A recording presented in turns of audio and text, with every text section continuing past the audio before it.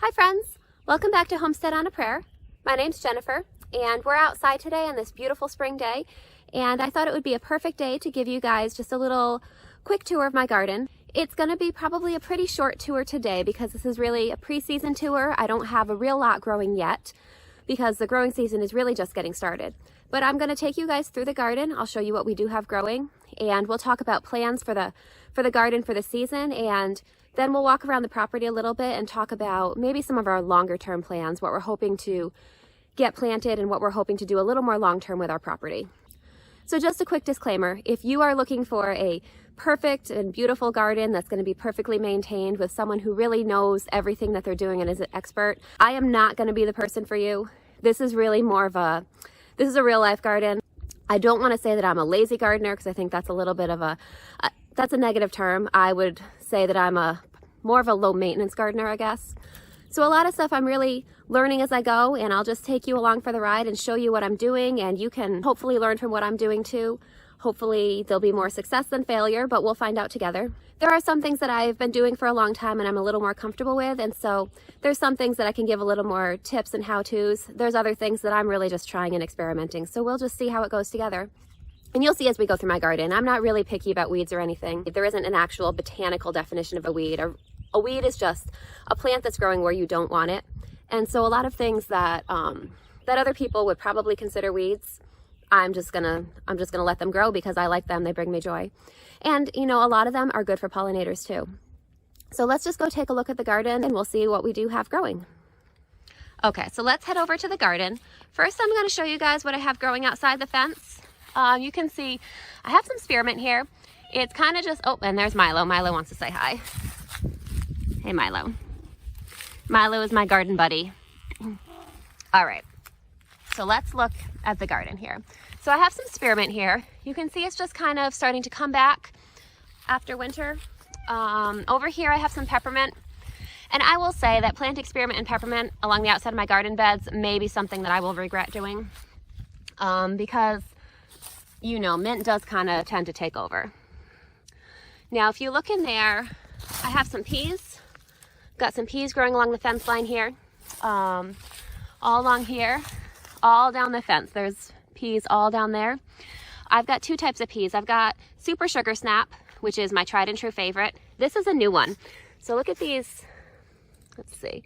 If you look at these stems here, you can see they have kind of a red blush on the bottom. They're really pretty looking, I think. Anyway, this is Spring Blush. This is a green pea that's supposed to have a little bit of a purplish red blush on it. I've never grown these before, so those will be new. We'll see how those do together.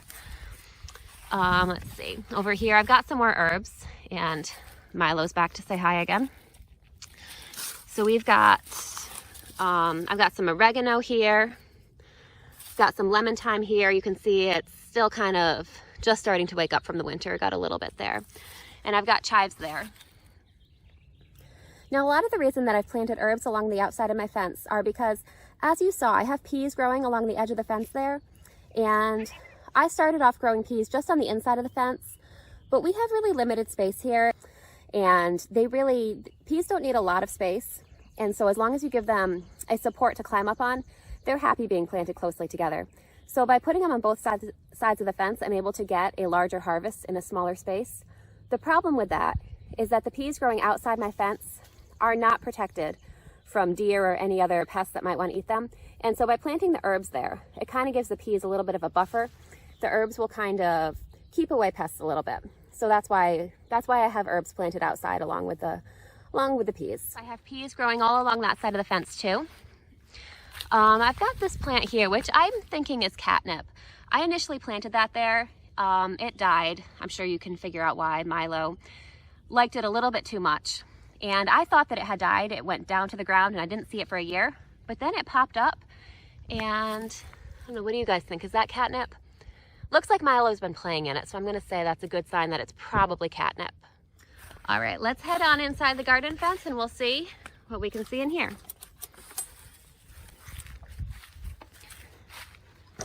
So you'll notice that I have 3 tunnels here that are covered with insect netting. I'm going to go ahead and take the netting off of those tunnels so I can show you what's inside a little more. But I just wanted you to see them with the netting so you can see how I protect certain crops. Okay, so if we look down here, I've taken the insect netting off of this bed here. You can see I have a variety of brassicas in this bed. I've got some cauliflower. I have 6 cauliflower seedlings. Now, I started some cauliflower from seed, but something happened to my seedlings and they ended up dying and not looking very good. So I went to a local nursery and bought some more cauliflower seedlings. I have kale and cabbage. I have a few different kinds of both throughout this bed. I started all those myself. You'll see I also have some little onion seedlings in here, kind of mixed in. Now, the same thing that happened to my cauliflower seedlings also happened to my onion seedlings, and so I got some of those at a local nursery as well. And I will say the onions are one crop that I have really not had that much success with. So if you have any tips for growing onions, please leave them in the comments below. I've tried sets, I've tried seeds, I've tried transplants, and I just haven't had great success. So we're trying again this year because I just don't want to give up. I want to be able to eventually figure it out. I have had plants in the past that have given me problems. If you watched my video about transplanting broccoli seedlings, you heard that the first few times I grew broccoli, I was not successful. I kept at it and eventually figured it out.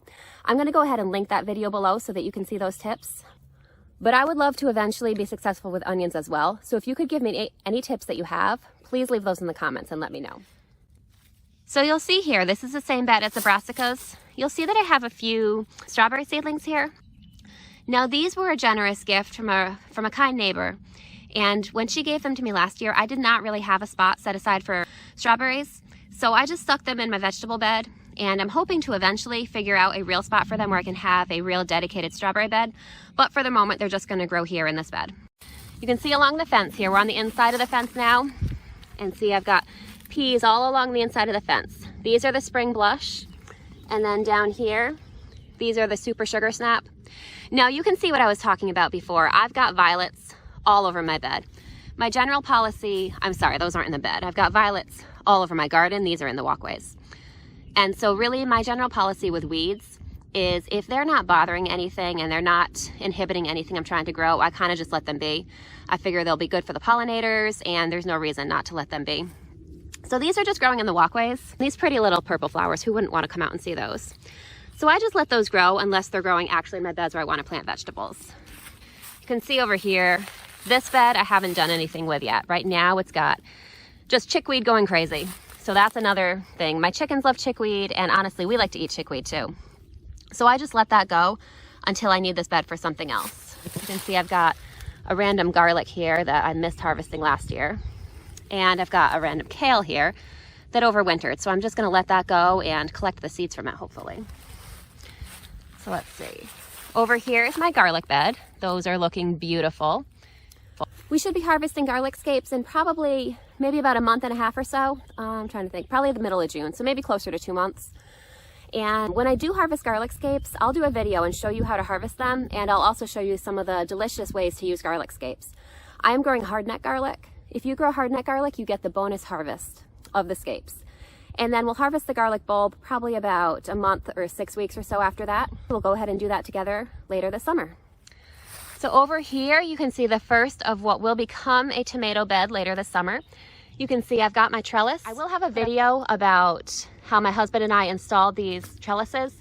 I'm not sure which video you'll see first. I'm not sure if this one will be up first or the trellis video, but either way, definitely give that a watch. And if you've tried something similar with your tomatoes, let me know. This is our very first time trying this trellising system this year. So we're gonna give it a try and I will report back and let you know. So right now in this bed, we don't have any tomatoes yet. I've got some kale that's overwintered, a few kinds over here. You can see a little more kale. Got some parsley that overwintered. Now these, I'm really letting them go right now because it's nice to get a little bit of an early harvest with these, and I'm hoping to be able to save some seeds. You can see in here, it almost looks like a tiny broccoli. Those are the flower buds. Those are gonna bloom really soon. It'll flower, and then I'm hoping that we'll have time for it to fully go to seed and to harvest some seeds before we have to take these out to put tomatoes in. So with this trellis here, we're gonna put tomatoes all down one side. I'm thinking I'm gonna get 6 plants in this bed. That's probably a little bit optimistic of me, but I'm gonna try it and we'll see what happens. On the other side of the trellis will be peppers. Those don't actually need to be trellised, but I'm going to put them in the same bed as the tomatoes because they have similar growing conditions. Over here, this is going to be my kind of random / annual herb bed. You can see I've got some parsley growing on the back there. I've got a row of onions here because I ran out of space for onions between all my brassicas. And I don't know if you can see, I've got some tiny seedlings in here. It's a little bit of chamomile coming up. So here you can see my broccoli bed. We planted this bed together about a week ago. So if you go back and watch that video, you'll see exactly how I planted this broccoli. Since I recorded that video, I went back and added some onions kind of mixed in. You can see some onions here. And you can see the broccoli's looking pretty good, although I did notice some of the leaves have this little bit of, I'm not really sure what this is from. If anyone has experience with that, let me know. This kind of started, it's not sunburn because it kind of started when I still had the plants in the house.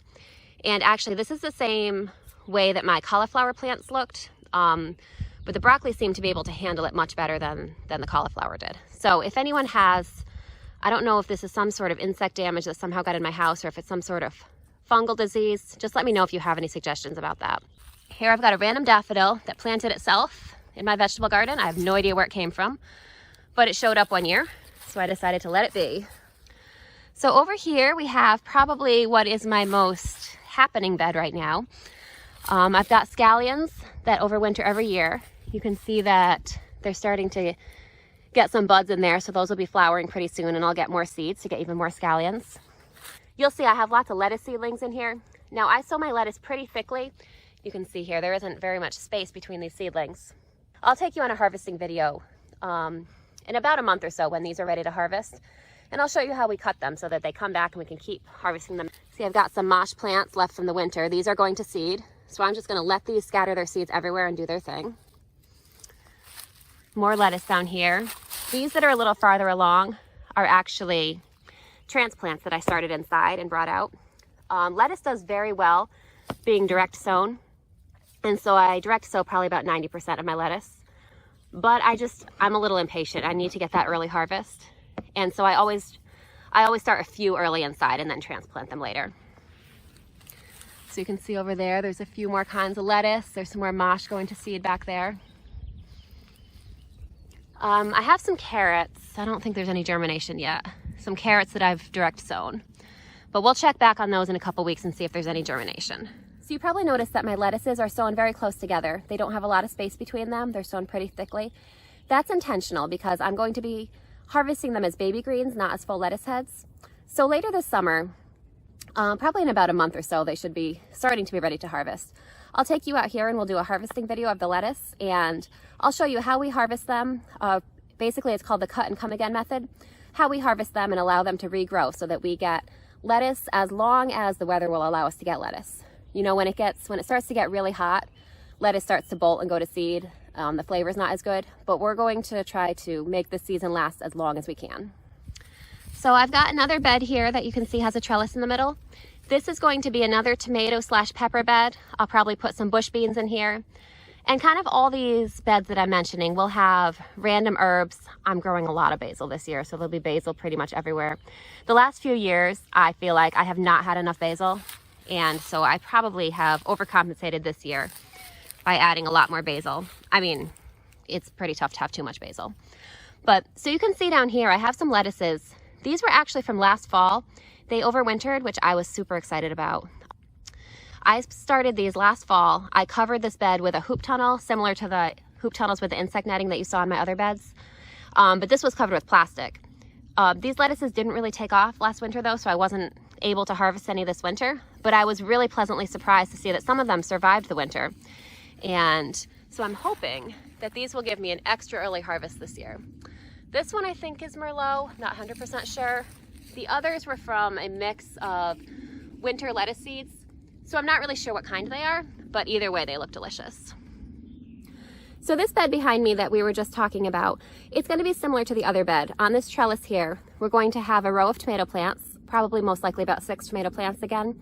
And then on the other side, we're going to have a mix of peppers and bush beans, probably with some flowers and basil sprinkled in. So here we've got our last raised bed. It's not very beautiful looking right now. This one you can see has another trellis in it. This one is supposed to officially be the zucchini and cucumber bed. Cucumbers should be able to climb this up. I'm probably Honestly, I'm probably going to sneak a couple tomatoes into this bed too, because tomatoes are basically the reason I garden. So you can see we have a little bit of these leaves left from last fall.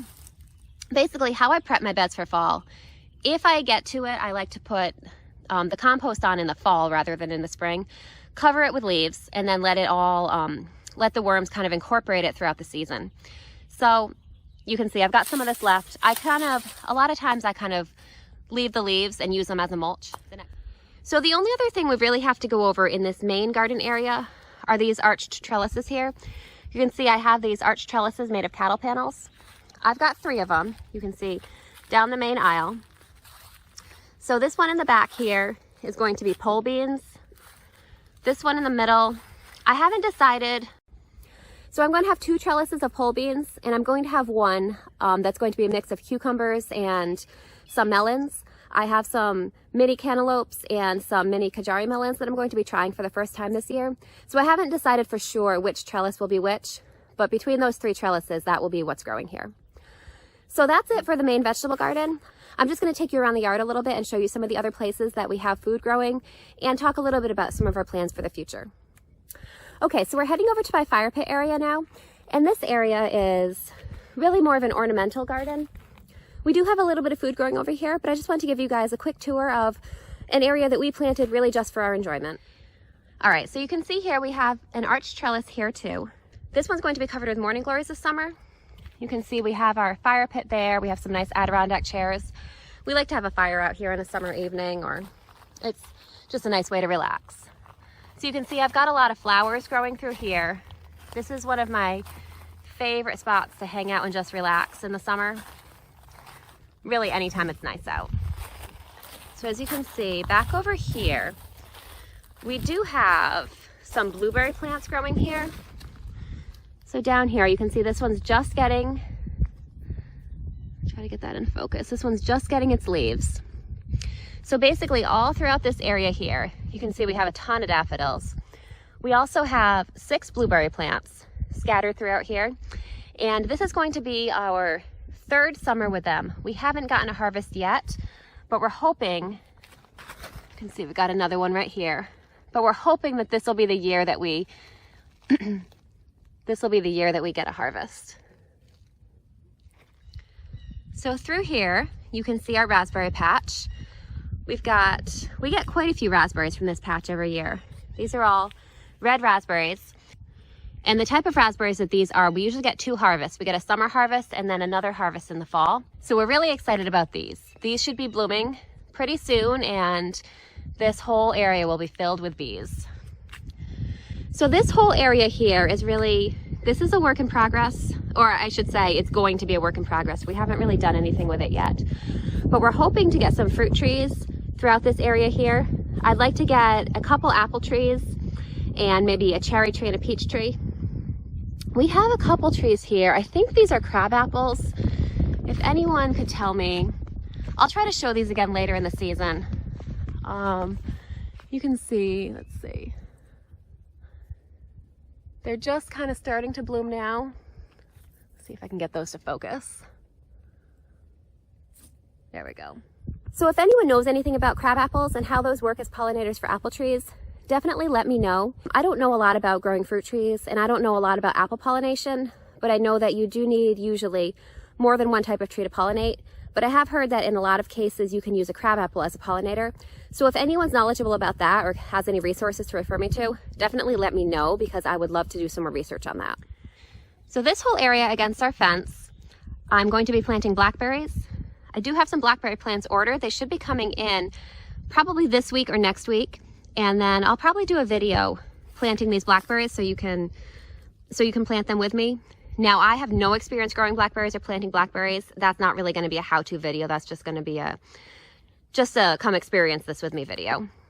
But anyway, so we'll be growing some blackberries along here. That's going to be happening really soon.